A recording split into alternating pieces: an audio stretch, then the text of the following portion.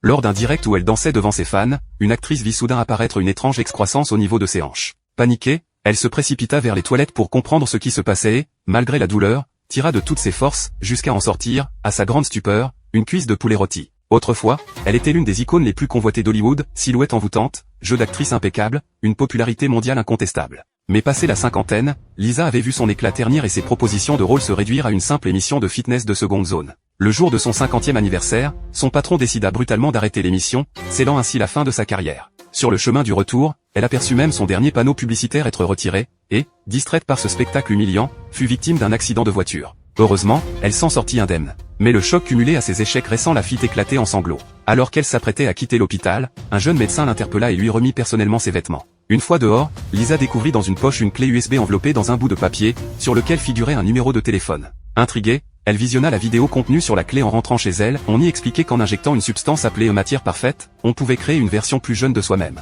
Persuadée qu'il s'agissait d'une arnaque, elle jeta la clé à la poubelle. Mais, ce soir-là, ivre et désespérée face à son reflet ridé dans le miroir, elle finit par céder à la tentation et appela le mystérieux numéro. Quelques jours plus tard, elle reçut une plaque numérotée 503 et, suivant les instructions fournies, récupéra un coffret qui l'attendait à cette adresse. Un message au fond de la boîte avertissait « Le corps originel ne peut être activé qu'une seule fois. Chaque cycle dure 7 jours. Au terme de ce délai, la transformation est obligatoire. » Dévorée par son désir de gloire, Lisa prit la décision radicale de s'injecter l'activateur. Aussitôt, elle s'effondra au sol tandis qu'une étrange pression naissait dans son dos et que ses pupilles se dédoublaient. Lorsqu'elle reprit conscience, une créature de beauté absolue se tenait face à elle, c'était Lina, son double rajeuni. Sûre d'elle, Lina se présenta aussitôt à une audition et séduisit les jurés en un regard.